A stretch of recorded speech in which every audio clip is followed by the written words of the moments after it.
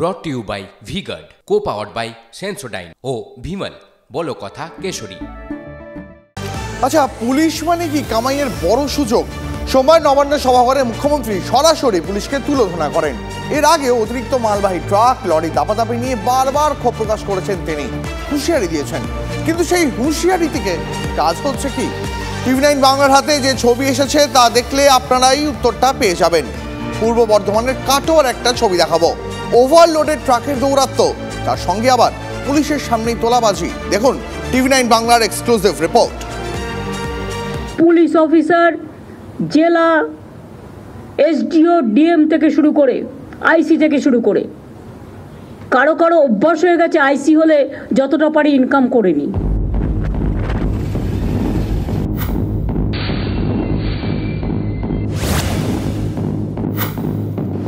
এটা রাতের কাটোয়ার ছবি। STK রোড দিয়ে ছুটে চলেছে শয়ে শয়ে অতিরিক্ত মালবোঝাই লরি, বালির ডাম্পার। শহরে ঢোকার মুখে সেই ট্রাক লরি আটকে দেওয়া হচ্ছে। বালির গাড়ির থেকে টাকা নিচ্ছে কয়েকজন, হাতে গোছা গোছা 500 টাকার নোট। TV9 বাংলার ক্যামেরা দেখেই দে ছুট। কিসের টাকা ওগুলো? কিসের টাকা? আচ্ছা, এরা কারা? এলাকায় কান পাতলে শোনা যায় এরা নাকি ডাক পার্টি। টাকার বিনিময়ে অতিরিক্ত মাল বহন করা গাড়ি ছেড়ে দেয়। এদের সঙ্গে পুলিশের আঁতাতের অভিযোগ বহুদিনের। ওই দেখুন, যাত্রী প্রতীক্ষালয়ের সামনে নাকা চেকিংয়ের গার্ডওয়াল, দুটো প্লাস্টিকের চেয়ার পাতা, পাশে জলের বোতল। তার মানে পুলিশ বাবুরা এখানেই আছেন, ধারে কাছেই। পুলিশের নাকের ডগায় চলছে দেদার তোলাবাজি। আমরা কথা বলার চেষ্টা করি লরি চালকদের সঙ্গে। গাড়ি ধরতেই পগার পার। চালান কই? দাঁড়াও গো একদিন। চালানটা কোথায়? হ্যালো, জোরে বলো, জোরে জোরে। চালান কোথায়? এই জোরে বলো, তাকাও এদিকে।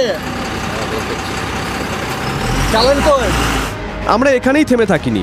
কথা বলেছিলাম জেলা পুলিশ সুপার আমনদীপ এবং জেলা তৃণমূল সভাপতি রবীন্দ্রনাথ চট্টোপাধ্যায়ের সঙ্গে।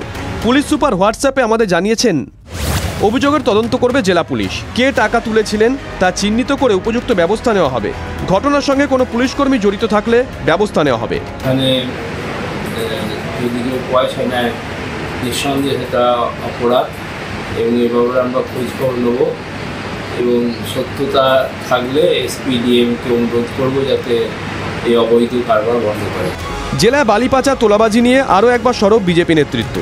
হাতির দুটো দাঁত, একটা দেখানো একটা খাওয়া।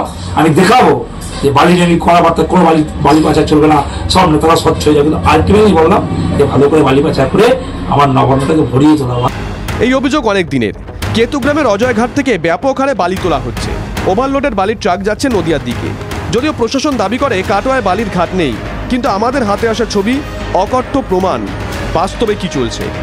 কাটোয়া থেকে কৌশিক দত্তের রিপোর্ট, TV9 বাংলা।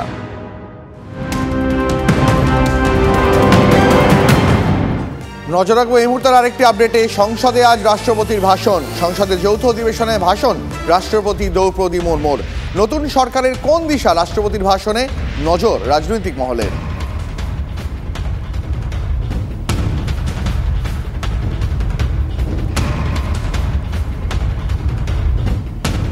রাস্তা দখল দেখেছেন, ইতিউতি সরকারি জমিও দখল হয়ে যাচ্ছে। কিন্তু তাই বলে নদী দখল? মালদার মহানন্দার ছবি দেখাবো। বেআইনি কাজ কোন পর্যায়ে পৌঁছতে পারে তারই একটা ঝলক দেখুন। শাসক নেতার কাঠগড়াতেই তৃণমূল কাউন্সিলররা। সরকারি জমি দখলের বিরুদ্ধে সরব হয়েছেন মুখ্যমন্ত্রী স্বয়ং। শহর থেকে জেলা সর্বত্র দখলদারি দৃশ্য। মালদা শহরে আরও বড় অভিযোগ, বিক্রি হয়ে যাচ্ছে নদী। মহানন্দায় মাটি ফেলে জমি বেচছে এক শ্রেণীর দালাল। তৃণমূল কাউন্সিলরের কাঠগড়ায় তৃণমূলেরই একাধিক কাউন্সিলর।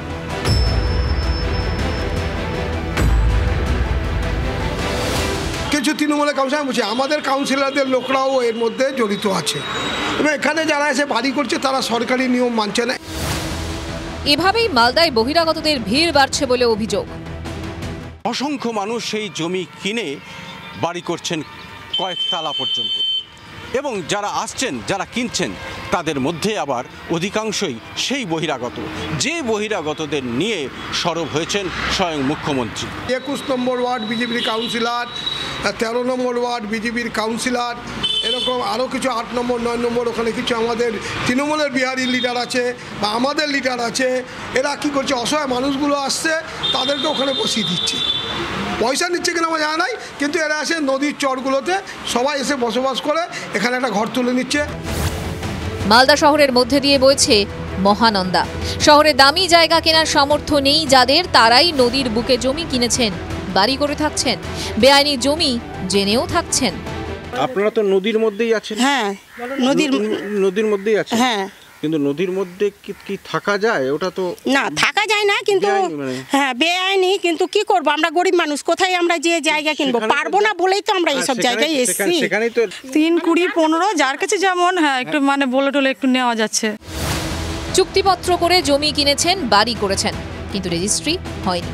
অথচ সম্পত্তি কর দিতে হচ্ছে পুরসভাকে, ইলেকট্রিক বিলও নিচ্ছে বিদ্যুৎ দপ্তর। হ্যাঁ, আমরা ট্যাক্স দিচ্ছি, রেজিস্ট্রি হয়নি কিন্তু ট্যাক্স দিচ্ছি। আমরা মিউনিসিপ্যালিটির ট্যাক্সও দিচ্ছি, এবারে লাইনের বিলও দিচ্ছি, লাইনও আছে আমাদের বাড়ি। নদীর জমি মানে সেচ দপ্তরের জমি, সেখান থেকে কি সম্পত্তি কর নিতে পারে পুরসভা? শুধু তো মুখের কথা নয়, নথিও দেখাচ্ছেন বাসিন্দারা। তারপরও অভিযোগ ওড়াচ্ছেন ইংরেজবাজার পুরসভার চেয়ারম্যান।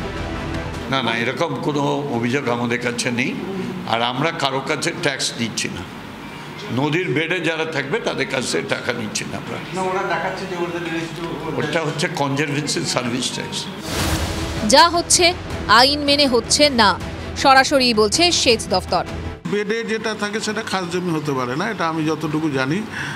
এটা সঠিকভাবে করছে না, এটা জেলা প্রশাসনের দেখার দায়িত্ব, তারা দেখবে আর কি সে বিষয়ে। জেলা তৃণমূল সহ সভাপতির মতো তৃণমূলের দিকে আঙুল বিরোধীদেরও।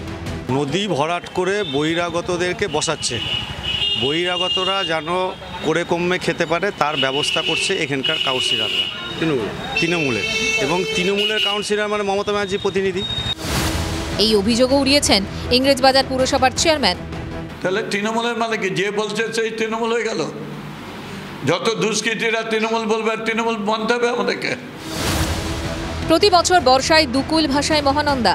এভাবে নদী দখল হতে থাকলে আরও বড় মাসুল গুনতে হবে মালদা শহরকে। মুখ্যমন্ত্রীর দাওয়াইয়ের পরও বেআইনি কাজ চলতে থাকবে। শুভতোষ ভট্টাচার্যের রিপোর্ট, TV9 বাংলা।